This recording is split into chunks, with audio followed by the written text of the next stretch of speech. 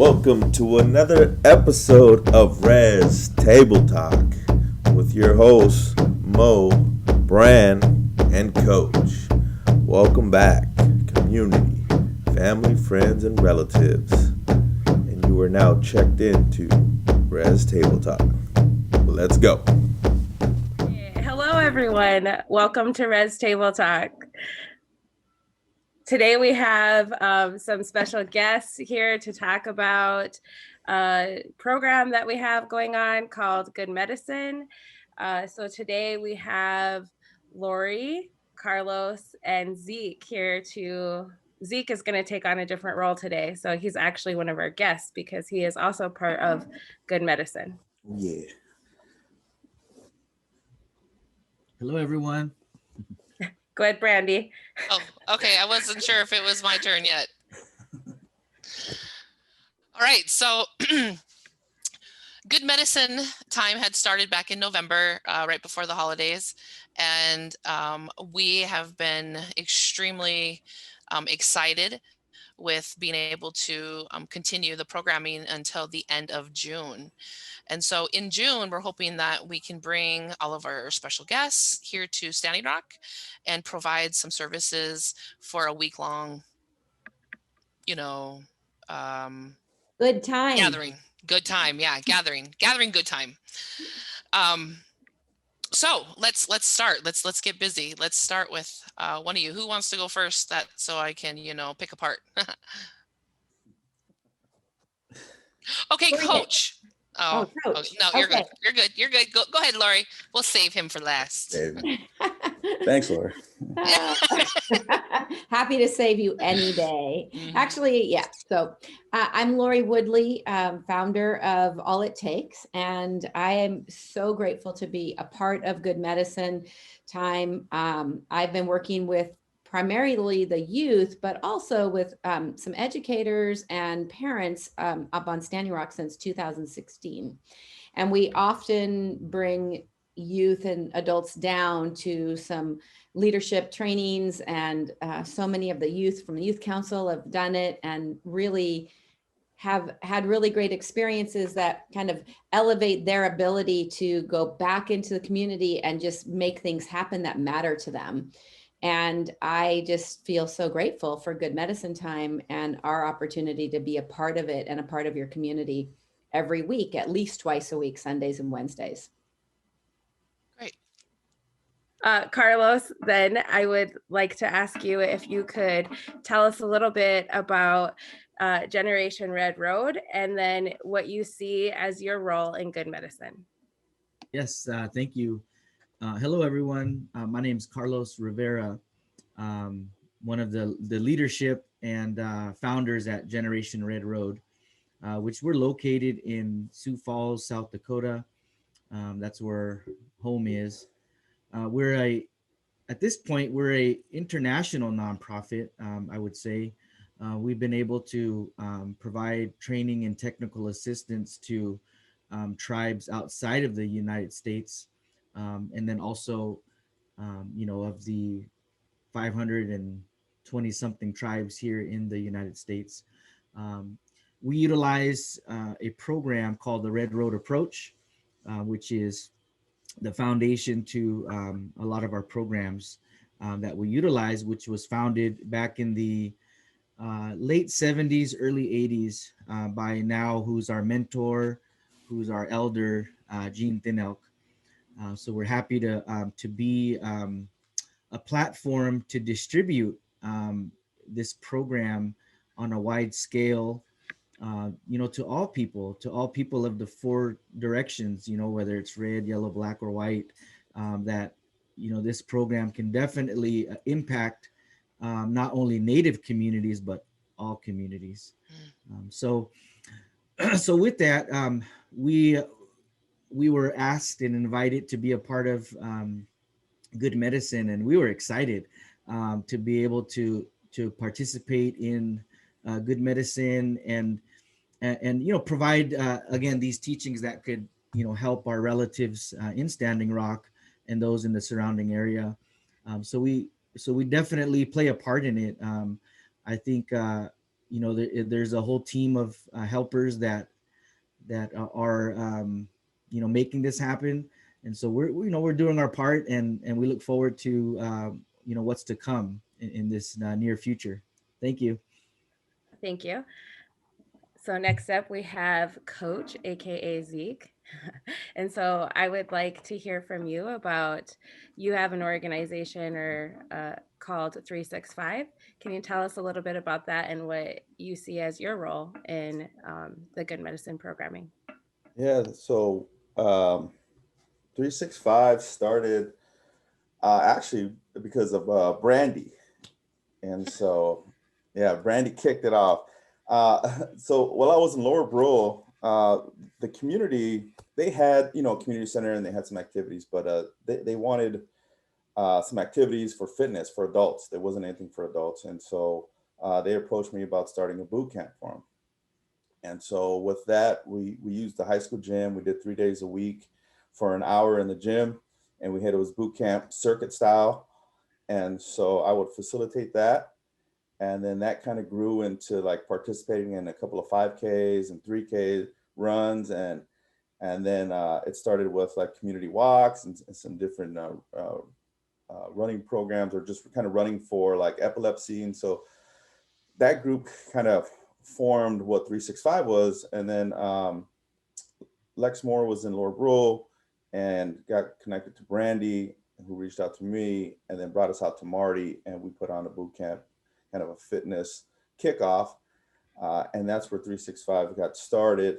And the whole idea behind 365 is just uh, having a conscious decision to do something for yourself, healthy eating, healthy living, um, just if you're practicing mindfulness or meditation, it doesn't have to be working out, but it's just doing something for yourself that's going to help you and make you feel better on the day to day.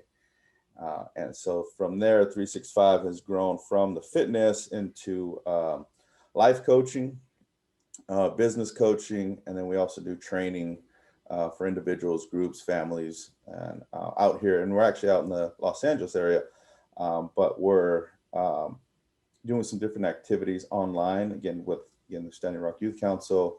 We're doing some Zoom meetings. We're doing some different things because now that's what it's become, right? And so we have access to more people, more communities. And that's yeah. So that's how 365 all got started. Brandy kicked us off.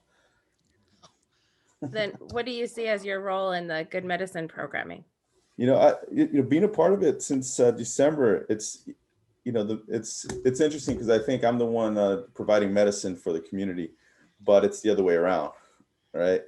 Having a community and having individuals surrounded that just want fitness and want to work out, or they're logging on for every workout and they're communicating, and we're going back and forth. And so I think the contributing on the fitness and the mental health side for Good Medicine has been good on both sides, just for myself, and I know Arthur really appreciates it. And when we sit down and talk about what our communities need for a workout, that when you're at home and there's snow outside, so you can't go out and run, walk, or a community center is closed because of an event that's happening. So what can you do at home? So we try to really, really be mindful of, if families don't have equipment, and how do we make that happen? I know that example, Brandy sent out some bands, which is real helpful because we can do a lot of things with just having one piece of equipment at the house. Again, it doesn't take up a lot of space, or it's not a bench and a squat rack, but we can do just enough, again, for our community. So that's I think the role for 365 is coming in and helping with the fitness and health and wellness, and just getting the community to be able to participate at home, and you don't need fancy gyms and toys. Okay, so circling back. I know I have been watching the news and talking about, another surge of COVID with the pandemic, just continuing on.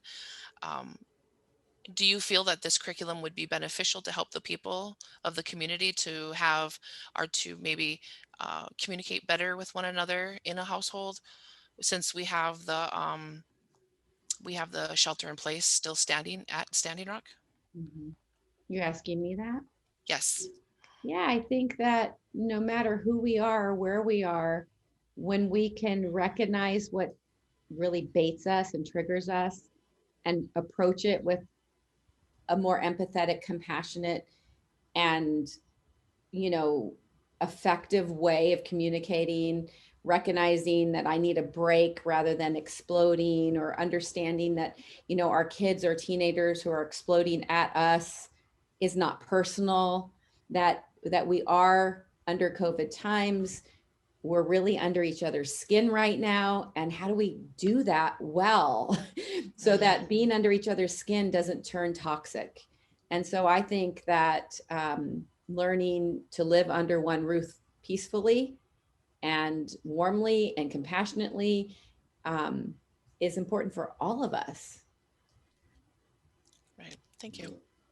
Well, hey, the beauty of So then I think I kind of want to circle back to Brandy, just because Brandy, when did you and I meet?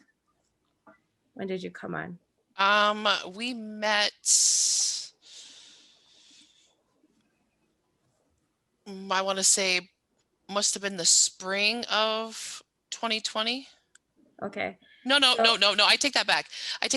We met in April, May of 2019, because you helped me with the grant stuff. okay. So when Brandy and I first met, she was having some difficulties with her grant. And it was in that initial meeting that she actually invited me to attend a Generation Red Road training. And so I had went, and I was just blown away, especially with some of the teachings in there about like focusing on the ceremony inside, and viewing women as the first pipe, and then of course the sacred tree teaching, all of these all of these amazing teachings. And so then when I attended that, then the next opportunity for training for the youth was the All It Takes camp in California. And so my gift back to Brandy for the Generation Red Road was to invite her to All It Takes. And so, this beautiful thing happened when Brandy decided to create the Good Medicine programming. And then we obviously noticed that there was a gap in there about, when we look at like all the different areas of health, there wasn't that physical health aspect in there, and that's closely tied to mental health as well. So Brandy brought in Coach then, so this beautiful thing came together to create Good Medicine. So I kind of wanted to ask Brandy why she wanted to create Good Medicine, and like what she hopes the community gets out of it. I'm feeling that you must have spoke to Tina last night or something, because this is like little deja vu here. Okay, so I got some fun facts that obviously need to be shared, because I'm a common person that have the same common issues with life. So during the beginning of the pandemic, I was sick, and actually I was sick the whole time at All It Takes, and pushed myself to the max, and got myself even more sicker. So when I got back and got fixed, right? um, it was not a good turning point for me. Being isolated in the hospital, and having some physical issues. And so the contact that I had with Lori and her team was powerful, because everybody was checking in just to see, one, did we make it back okay? And two, did we, manage to get through without COVID? But as the days were going and we were at home, the depression had set in, and the feeling of, just not wanting to come out of the little dark hole that I was in really made it more easier to just, sink deeper and deeper. And even though there were days where, I would feel good enough to get dressed, and then I would sneak off to the res and, work under the radar, and, tell people, shh, don't tell that I was here, but let's get this done and let's get you help. Those were the good days, but I can't say that they were consecutive, because it would be like I'd be good and then I'd be really low, and really good and then really low. And so as the holiday seasons were coming, I had told we had this conversation, Monique, that one of the times I know for myself and for my children is the holiday season. It's a lot of pressure. Family wants to be together.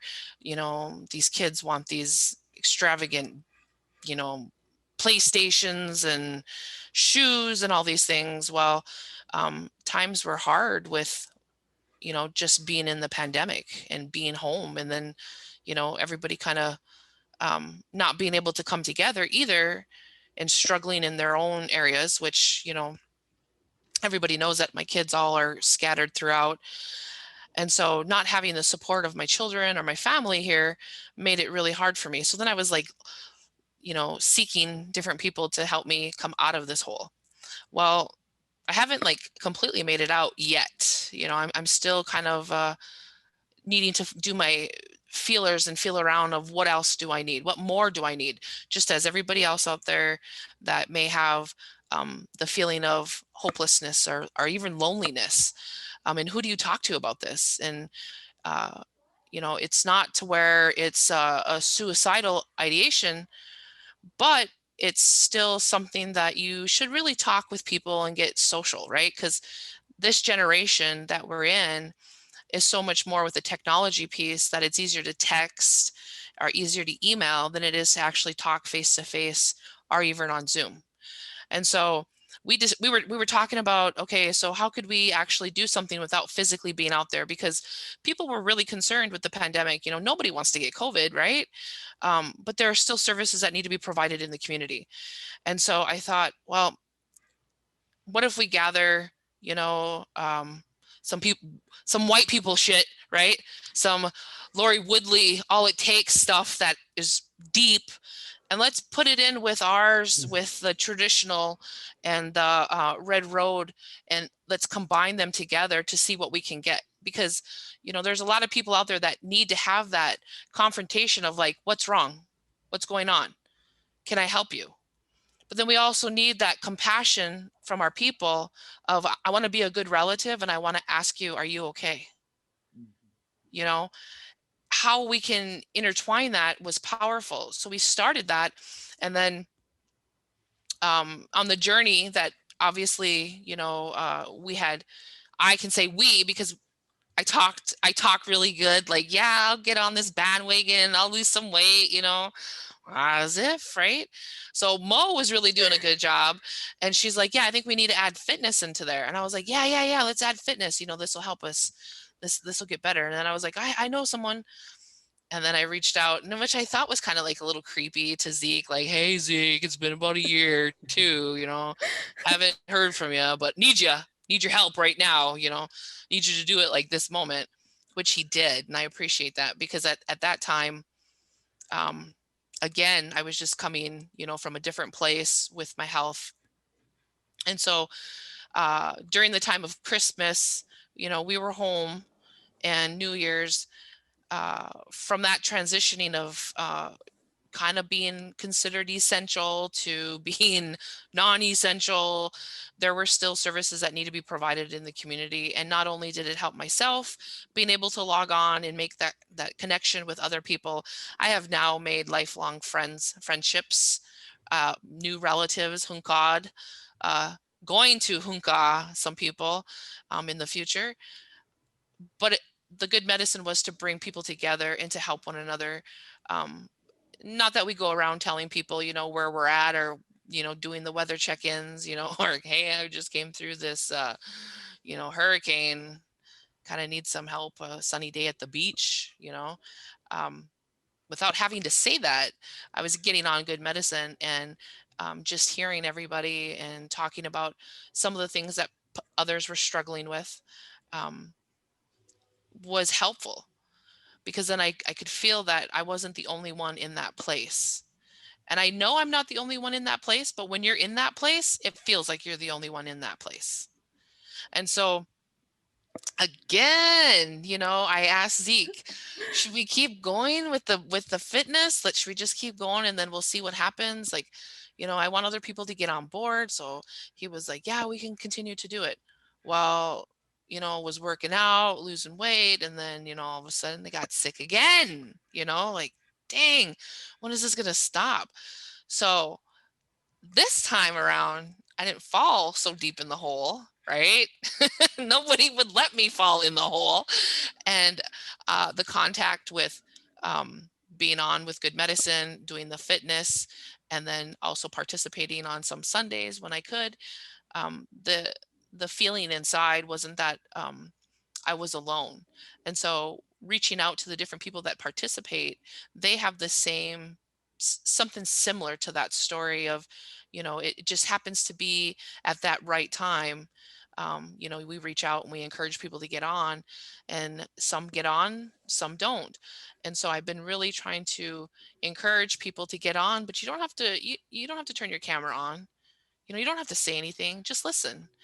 And when we ask for that participation of maybe prayer, or the good thoughts, the good energy, that's helpful. It helped me. All right, thank you, Brandy. That was beautiful.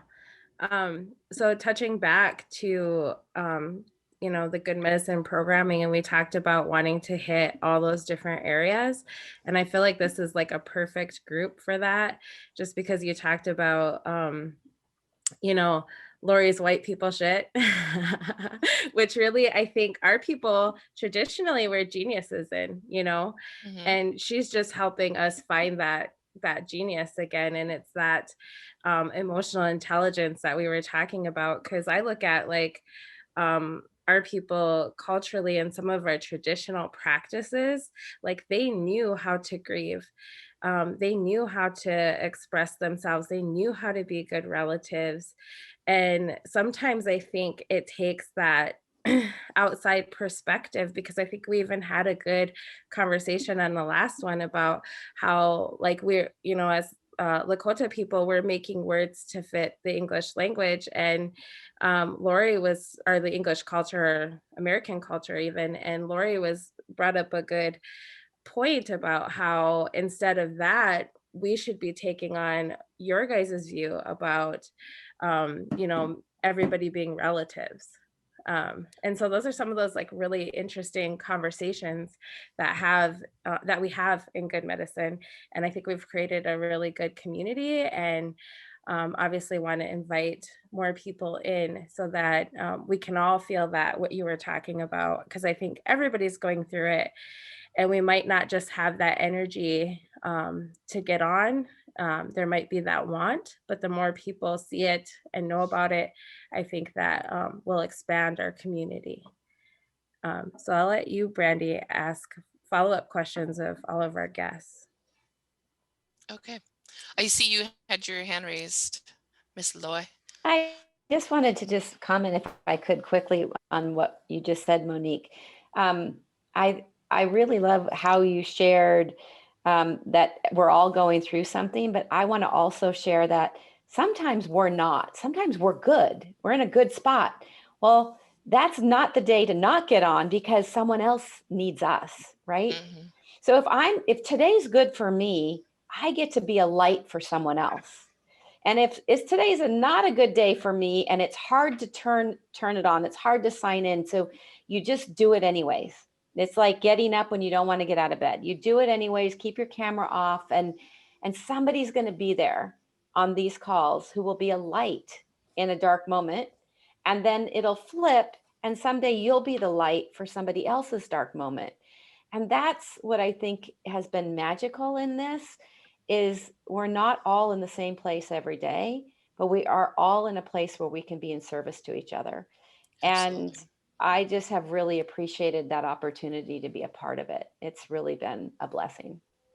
So I will say this, and I know this isn't a follow-up, but this is something that has been a big part of what I'm seeking as far as the collaboration efforts. So you two gentlemen are a huge, huge part to our team, because you're men, and there's very, very little um, I want to say, men influence right now. Like it's really hard to get other men to participate, one, live, right? Like right here, right now. And two, this is something that's deep. So we know that talking about feelings and emotions can be difficult, right? But you two gentlemen always manage to be like, yeah, let's talk about that, let's go there. So let's hit it. Mr. Carlos, how do you feel about good medicine? Yeah, thank you, Brandy. Yeah, what a great great question. And then also, what a great topic to bring up. Just in regards to where are our men in a lot of this. I think that's been the case or the question for a while. I know that since I've been doing similar work like this. So I guess for me, I want you also touched on some important things for me in regards to what Generation Red Road is doing. It is meeting the needs of our communities, and kind of bridging the gaps. I think for years we have a lot of programs that are out there in our communities. We work with men, we work with women, we work with youth, we work with reentry, and you name it. There's suicide prevention, a lot of these programs. And one thing that really kind of surfaced for us as we were forming Generation Red Road was also to include programs for our helpers, for you all as well, that are experiencing your own struggles in your journey, but yet showing up to work every day and providing services to the community. So thank you for bringing that up, Brandy, and talking about some of those struggles.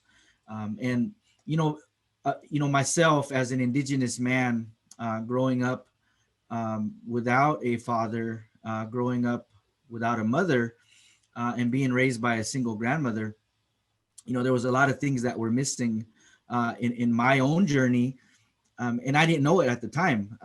But growing up without those people in my life, I had to learn from people around me, which were other men, other women in my community, in my neighborhood, or in my circles. And so I just took what I learned from them, and I took that into my adulthood. And unfortunately, it was everything that what I know now is you don't want to do. I had, I began having kids, in my early 20s, and I wanted to be a father, but no one taught me how to do that. And so I struggled with that. I mean, in general, being a parent, you struggle, but when you have no skills, kind of whatsoever, it makes it even more challenging. So I dealt with things by running away or by fighting it.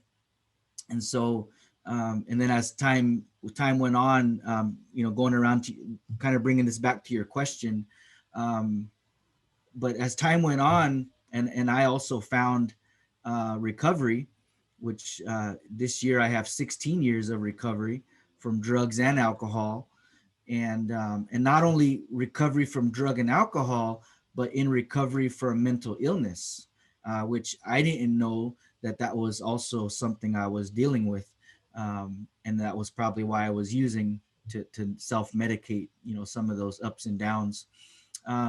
So as I found, recovery, I found healing in a lot of that. One thought that surfaced for me, and that really came up, was, everything I do, my actions, is a reflection on my grandma, is a reflection on my mom, is a reflection on my dad, even though they weren't around as much in early years. Everything I did is a reflection on them. And so so that was important to me, that my actions was a reflection on my grandma.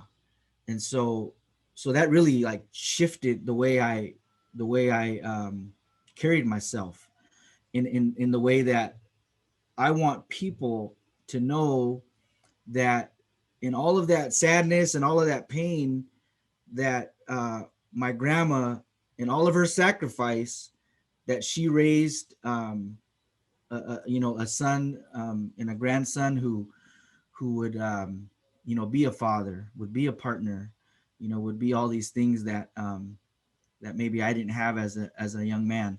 So yeah, and so what I like to do when I bring that to Good Medicine, that's what I'm bringing is my life experience, not only what I learned in books, but it's really like I'm bringing all of that with me as well, in hopes that we can start to have other men want to come to the circle, because it doesn't matter like um, if I'm not from Standing Rock, or if I'm not from here or there. It doesn't matter, because it's that human experience that we all have in common. And on top of that, alcohol and drugs doesn't care about where we're from. So healing doesn't care where we're from either. It encompasses everyone. So thank you. Awesome. Awesome. Awesome.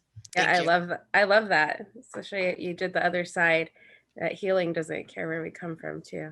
That was beautiful. Go ahead, Brandy. Okay, coach, your turn.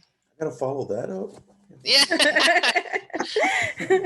Well, I mean, before you start speaking, I have to say, like, that is what is so rejoiceful, is the energy that you guys both have when you come on, like you're like, oh, how do I follow that up? Really? I'm pretty sure you can. That's right.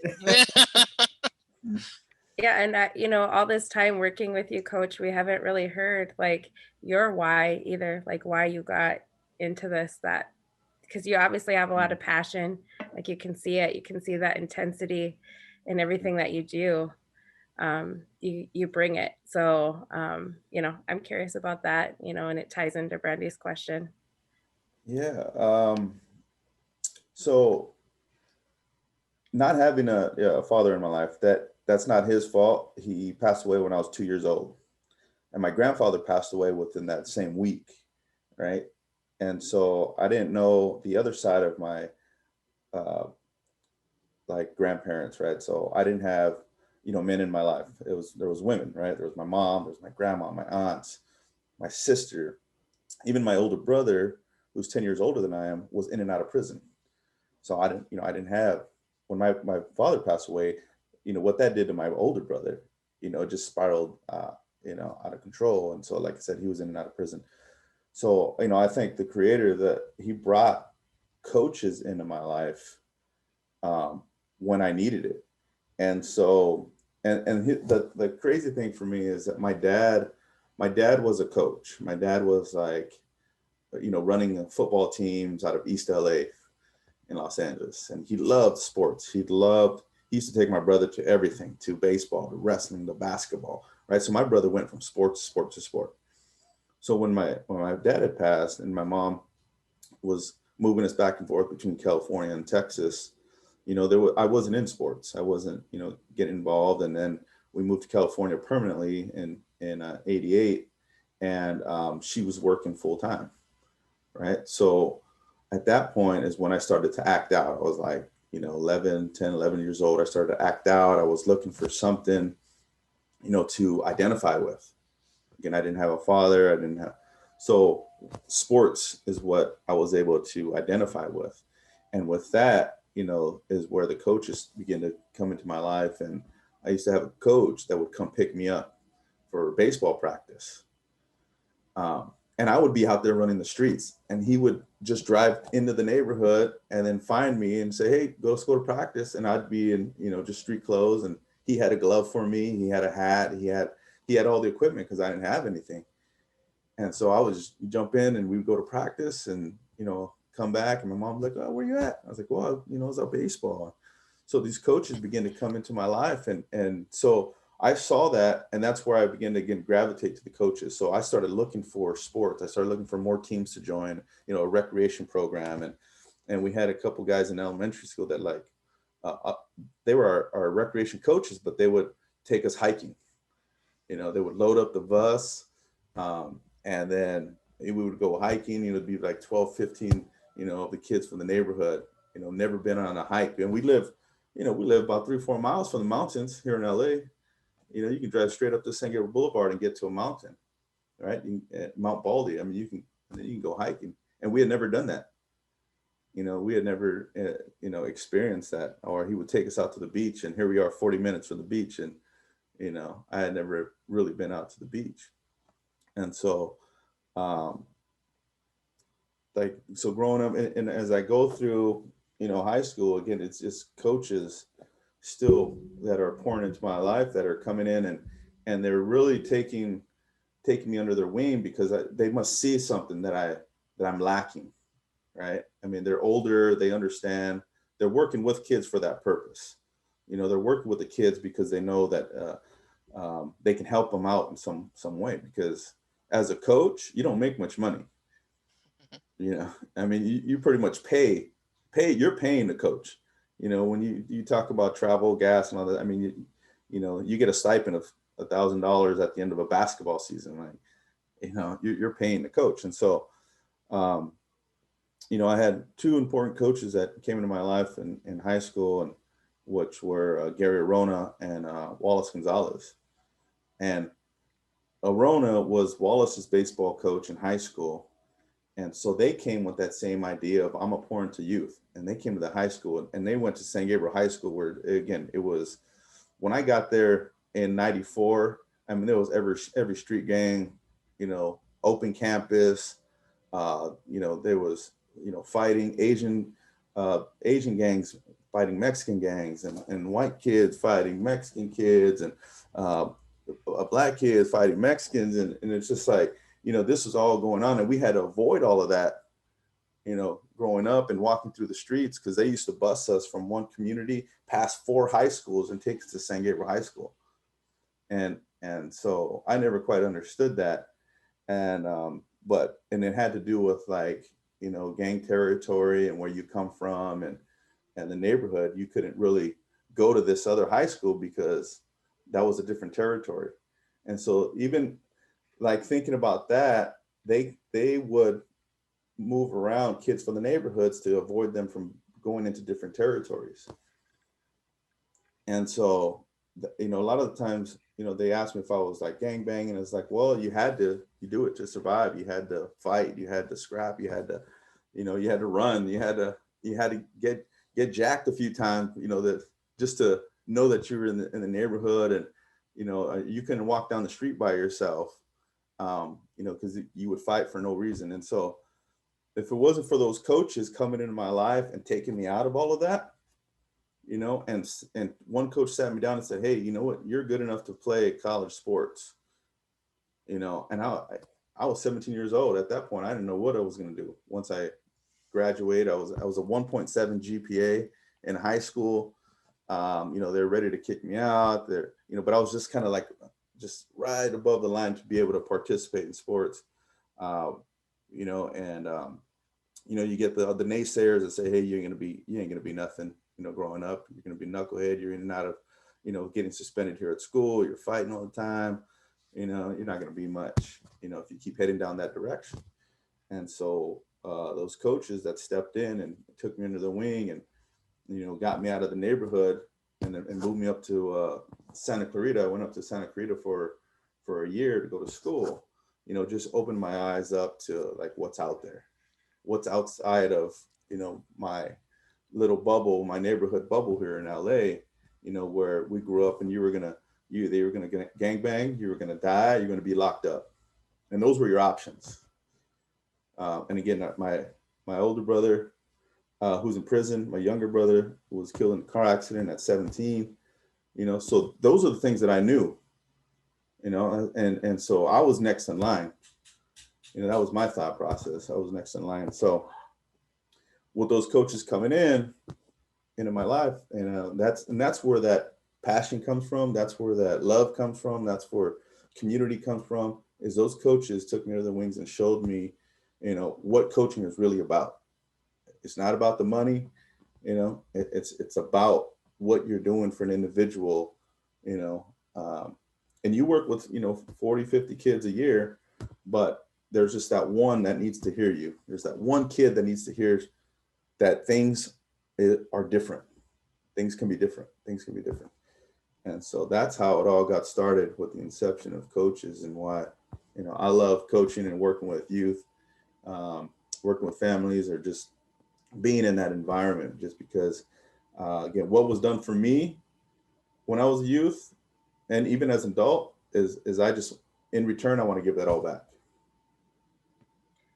Okay, thank you. I was thinking that as you were speaking, I can see why you stayed in Indian country as long as you did, because you definitely have a story that connects with a lot of our youth here. And I could see why you gravitated towards our young people here.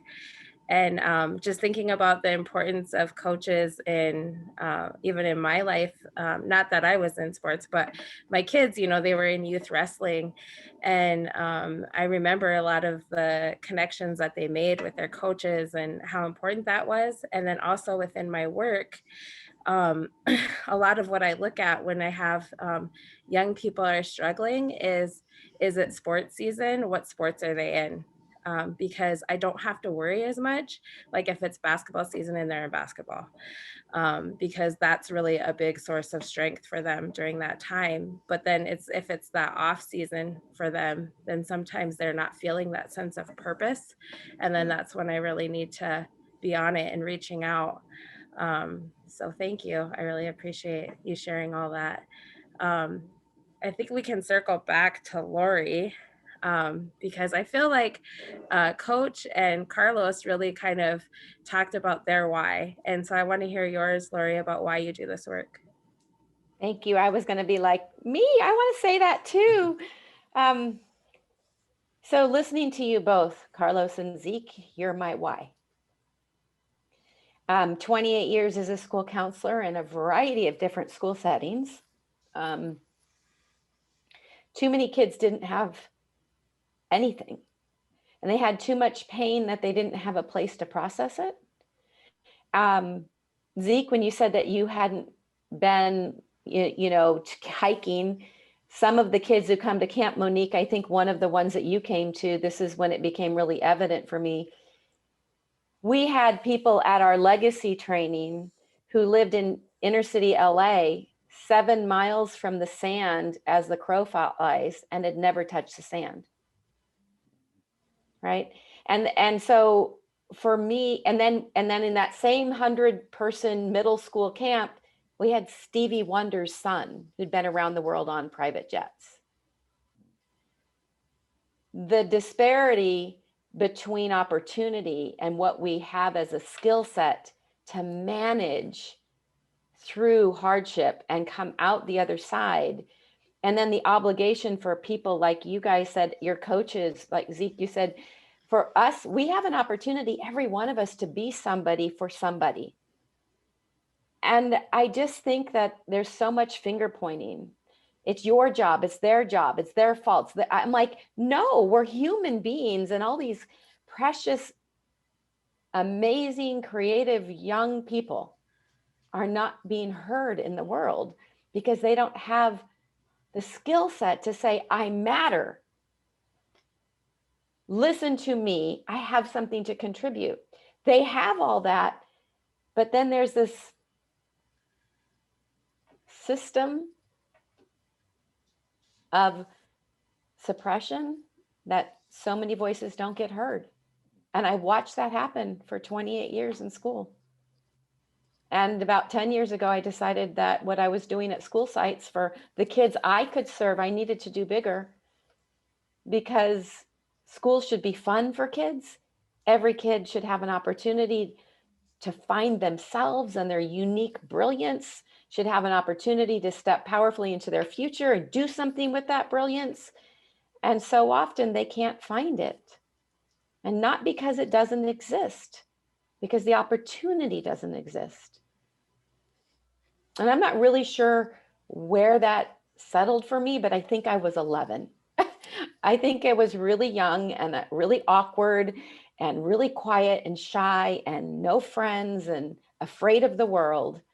But something told me, I knew it, creator, spirit, whatever. I knew at a level that I couldn't even explain in words that too many people didn't have the opportunities that I was lucky enough to have if I wanted them.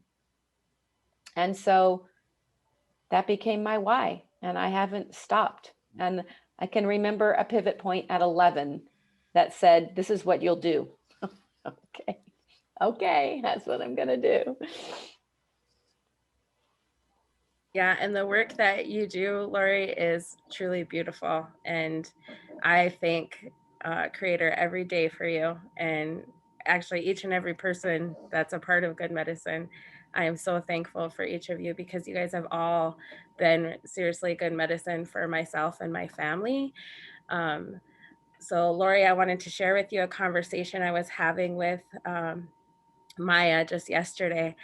And all of my kids have gone to All It Takes, and she had talked about how had the youth not gone to All It Takes, she doesn't think that they would have had that strength to stand up for themselves and to be able to like MC and speak and do lead those marches and things in DC. So I want you to know that I feel like you've really helped our youth here really stand in their light, something you're always talking about, and owning it. And I appreciate you for that. And Brandy, of course, you've been good medicine for me and my family as well. You're auntie to my children and my sister now. Right. Right. And that's very unique that you express the power of seeing the youth. And so in the light of being the lead and being able to say what they want and what they deserve, um, the energy that, obviously all of you weren't able to feel, I felt it. And I know you felt it, Monique, and it was so powerful. And it, it's so encouraging to be able to uh, see those kids come up and have that ability to, uh, one, show their face amongst everybody and all that media, but two, just really have it in them, where it was coming from deep here. And as I said, seeing those kids a year ago, right, when we went to All It Takes, and then seeing them in DC, the growth, the transformation is like amazing, absolutely amazing. And being able to have, some of the All It Takes, uh,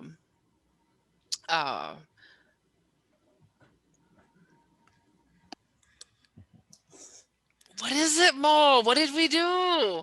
Oh, we did the, oh, all my people? Is we that what did you're All My talking People. Yeah, we did icebreakers. Yes. about? And it was so cool to see all of these people, they were running and, so excited, but to know where that stemmed from, to know where that came from is amazing, is totally amazing. And, nobody wanted to be last and left in there. And, I didn't want to be left in there either. So, but it was fun. It was really lots of fun. So yes, Lori, you're a big part. Good Medicine with Carlos and Zeke. You guys have a huge part in this too. As for my children, um, they they too have, been without a father their whole life. So when we got on in the beginning with the Good Medicine, and Carlos, you had led into a conversation with your experiences, and my son instantly was like, he gets it, he gets it, and that's so hard to find, because a lot of people overlook some of those needs and those wants that our babies have. And he's an adult now, and but now he's able, because therapy works wonders, he's able to identify um, what he's wanting and what he needs now, Mm. which is better than continuing on the way of life that he was going. So Yes, yes. I'd like to just say a little bit here, Brandy. You know, I didn't think about it or plan for it, but once Good Medicine began and we started to meet, you know, every Wednesday night, um, there was times where, you know, my partner, she's you know, doing 100 things too, and I'm doing 100 things over here, and we have our family, our boys, our kids together, and there was times where, you know, we don't have childcare in the evening, and so, you know, I'm bringing my two boys to Good Medicine with me. You know, they're sitting on my lap, and I wouldn't have done that if it didn't feel safe. You know, if it didn't feel and know that it was okay to do that, because it is a not only a community event but a family event. And so, you know, and to me, to have my boys with me, my kids with me, and giving them what I didn't have growing up, it's just beyond, you know, beyond words how grateful I am to Good Medicine and what we've all created. Because I don't do that with other virtual series that I might be a part of. You Mhm. know, I just don't do it because, for one, it's just different energy. It's great for what they are, but this one is just like, it's like home, you know. Mhm. So It, thank Yeah, you. it's comfortable. Yeah. yeah, and I want to give you a shout out too, Carlos, for your role in Good Medicine, just because um, I've seen you be vulnerable with us, and you know, that's not common for a lot of Native men to open up like that. And I also seen you developed a bond with one of my children, because I know you guys end up in the Yeah. breakout room a lot together. And the last time he had gotten, like, his computer died, you know, right as you guys had closed out. And, you know, for the sharing part, he heard you, you know, start to share, and he really wanted to be here. And he looked so proud as he stood next to me, and he was like, yeah, that's my group right there, you know. So, you know, and just like Brandy said, you know, not having his dad in his life full time and things like that, those male role models are really important to our young men in our communities, those positive role models. So I just want you to know that you're Good Medicine for my family too, and I really appreciate you. You. Yes, thank you. Okay, my favorite. No, you're my favorite too, Carlos. But this is like, you know, just a tad bit, little bit more. That's all right. Okay, so I love to give this guy a heck. You know what I mean? Like, oh, I just love me and you, coach. You know, I just want to pick. For fun though, for fun, only for fun. Um, so you bring a lot of good medicine, not only to me personally, but to everybody I know that has made relationships with you through good medicine. One of the one one of the other things that I was surprised was that, you know, you brought in a family member, and so even before you knew it, we already called him nephew. You know, Mm. so um, I appreciate you being a part of our family. I appreciate you keeping me on track. I appreciate you, uh, you know, kind of getting on to me when I need to be pulled back a little. Um, but I also appreciate you being able to laugh and joke and you know, keep us like, we ain't going live because I don't know what you're gonna say, Brandy. So you know, I mean, that's being real and that's being honest, and I appreciate that. Thank you. No, it's been good. It's been really good for the group. It's been good again for Arthur. He's not here right now, but yeah, I brought him on because the kids know him. You know, the kids knew him, and he's the one. Uh, he ended up working for the Boys and Girls Club in Lower Brule, and that's how I ended up going out to Lower Brule. You know, he called me up one day and was like, "I need some help." That was it. He's like, "I need some help. I'm working with these kids, and I need some help. I need some help." And so I left. I was in South Carolina, and I quit what I was doing, and I moved out to Lower Brule. And I had been working in Rapid City and worked at a school of mine. And I had been working with in the middle school and elementary. So a lot of kids knew me there in Rapid City. And I had worked with the basketball team with Ted Standing Soldier, and then also we had a baseball team down in Pine Ridge. And so my nephew, Michael, during the summer, I took him down to play in the tournament with the boys. If you've ever been down to Pine Ridge, they have this little baseball field right there around the corner from Big Bats. That's just a dirt sand lot. I mean, it's like you talk about a movie baseball field where little kids are playing baseball. I mean, that was it. That was it right there. And so, yeah, so that whole piece, bringing my nephews, and Michael was on the workout the other day, and he's just finishing up his first year at University of Mary up in Bismarck. And so yeah, I just wanted to get him involved. And my niece has also been on. She's been on. So everybody in the family, again, this is like kind of our family business is fitness and health and coaching. And so I always want to bring them in, and bring them in as much as they want to participate. I'm not, I don't want to push them into anything that they don't want to, but, everything for them, I think at the end of it has been good. It's been good. And especially, again, good medicine. Arthur loves interacting and just giving his knowledge and insight and info on, fitness. And then, and he really loves, again, sitting down and thinking, hey, what else can I give them? He's always asked those questions right at the end of it. He's like, ask those questions. What do you guys want to know? Come on.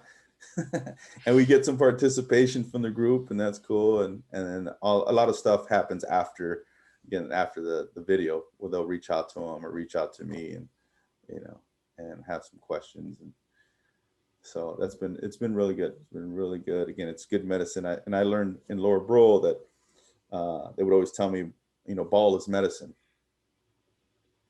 And until I understood that, what it meant to those kids to be hooping on a Friday and Saturday night at midnight till 3:00 in the morning, because stuff is going on inside their house, or they're in a house with 10, 15, 20 people, and Friday and Saturday nights aren't good. And opening up that gym at midnight to 3:00 in the morning, was how important that was to them, and so we did it, and that showed me in Laura Brohl, that showed me again why ball is medicine. And so the same idea and concept is, again, fitness is medicine. Yeah, and I just want to share again that you guys have been good medicine for me, both Coach and Arthur. I know he's not on here, nephew. I remember when we first started and listening to you guys tell me I could do this stuff, and like for some reason there's something about nephew's voice that I don't ever second guess it. Like I just do it, and then when I can't do it, I'm like, why'd I listen to that kid? But as time has gone on, we've definitely gotten stronger.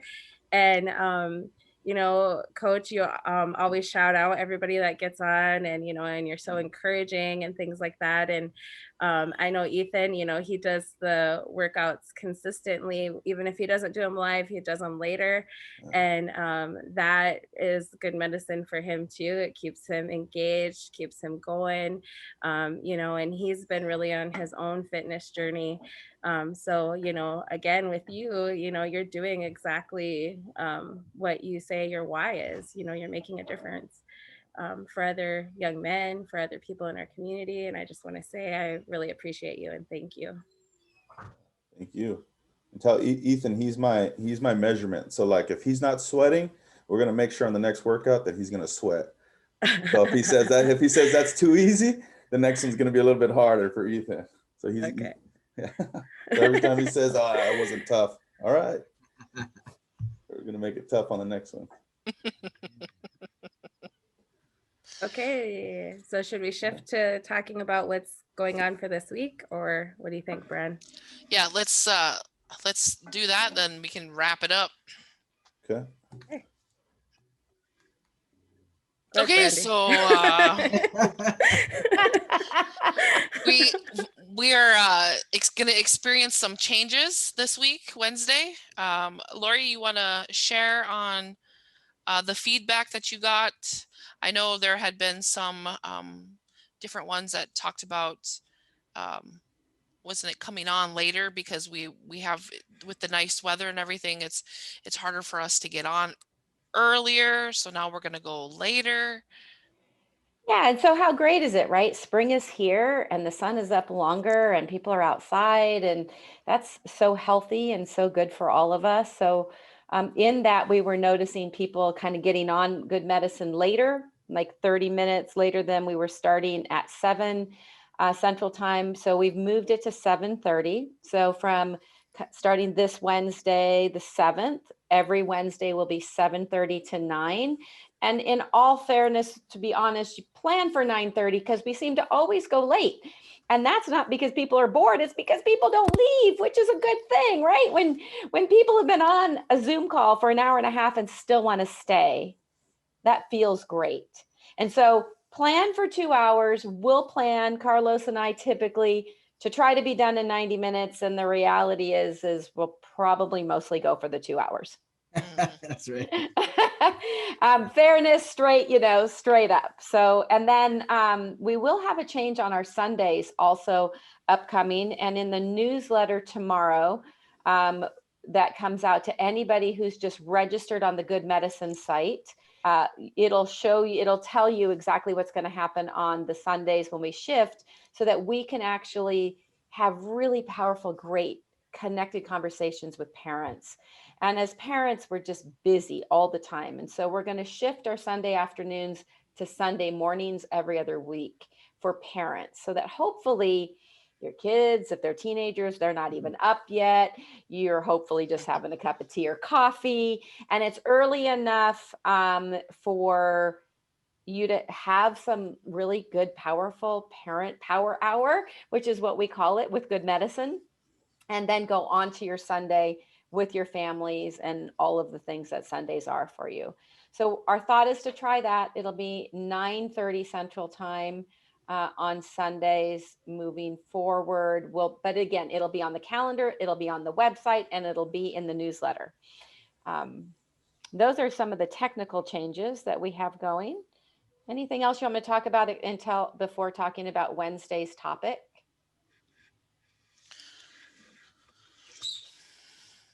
Okay, so I don't have my glasses on. Can you tell? So I have to get closer, and I don't know why I get closer because I can hear you. I just can't see you. Um, no, I think that's good, right? Like we're good. 7:30 Wednesday nights. Yeah. Reminder to everybody, and then the Sundays, parent powers every other week. At did you say 9 a.m.? At 9:30 Central Oh, Time, which is 9. 7:30 my time. So Right. honestly, on a Sunday morning, 7:30's, I'm going to do it for you guys happily, but I hope to not go much earlier than that, to be honest. Yeah. And then also every other Sundays for the youth. Right. Right. And so that every other Sundays we'll do both. We'll do one in the morning, and then we'll do the youth at 12:30. And Monique, you can talk about what that is, but I do want to talk about 2:30 Central Time. Oh, sorry. Yes. Yes. 2:30 Central Time every other Sunday, which again, it'll be in the calendar. And this upcoming Sunday starts the every other Sunday. So plan for this Wednesday, 7:30 Central Time. Parents, if you are a parent or you serve kids at all, even if you're not a parent, but you work with kids, 9:30 a.m. Sunday, and then the youth council will be 2:30 p.m. Sunday.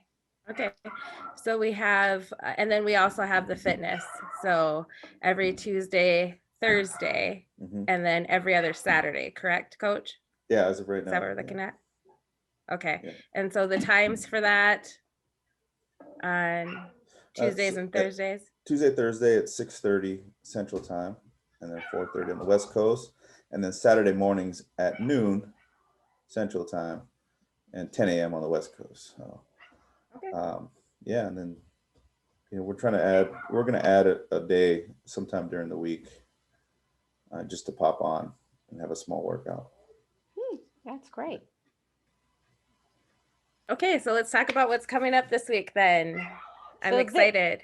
So last week you guys were on that fabulous, amazing road trip to DC. So we missed you. So we're going to repeat last week's topic. And we didn't have you, Carlos, last week either. So this week we're going to go back to our topic, self-care is not selfish. There's such an interesting dynamic when we're givers.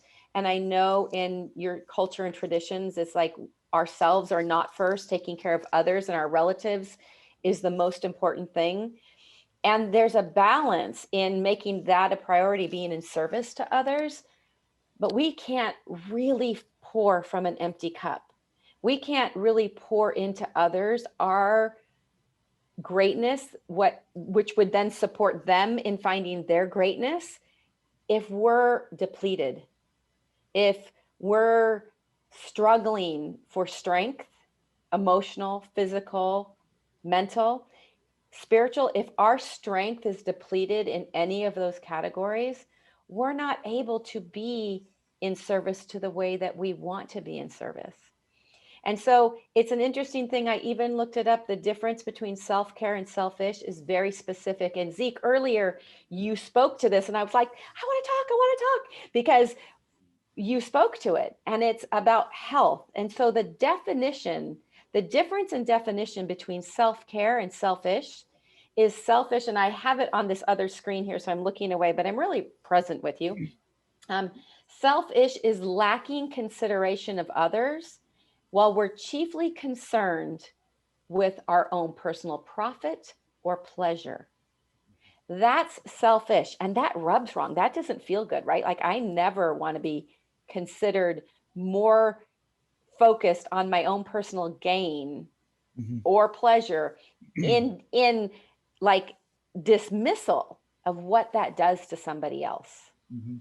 So that's selfish. But self-care, which often gets mixed up, is this: the practice of taking action to preserve or improve one's own health. The difference between the two is about our health, which means our cup is full and we can pour into others, or about taking. That's the difference. So it's really important and fun. And I have this whole plant thing. So if you love nature and plants, I've got this whole visual, because, you know, last week Image was like, oh, she was so sad about what I had done, because I did demonstrate self-care in an empty and depleted cup through pictures that I took of a plant in my bathroom. And nature knows what us humans struggle to really embrace. So I'm allowing nature to drive the conversation, and I hope you'll join us on Wednesday night. And, you know, Lori, when we had this conversation yesterday, I got so excited because I'm excited to hear how Generation Red Road ties into this, because you see what's behind Carlos is that sacred tree. And he talks a lot about that in his teaching. And it's one of my favorite teachings from Generation Red Road is, you know, about, you know, the fruits of our tree, you know, really what we're putting into it. And of course, there's Coach too. I know he's going to tie this into all his fitness, because he's always on me about where's the self-care, and I'm just like, I'm doing it, but really I need the reminders too. So yeah. So yeah, I'm excited. Super excited. Okay, cut. Amazing. No, just joking.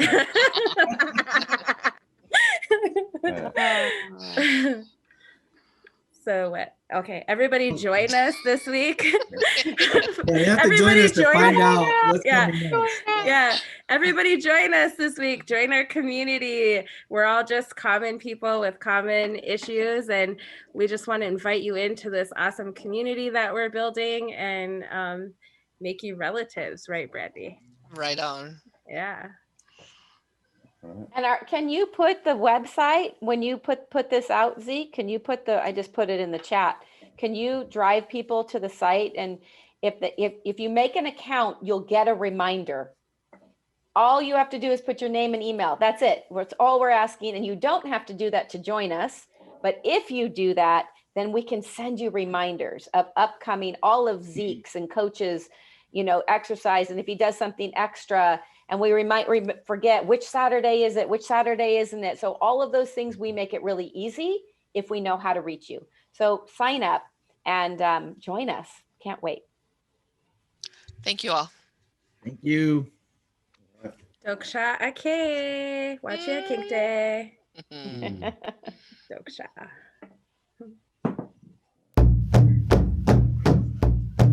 Nobody wants to leave?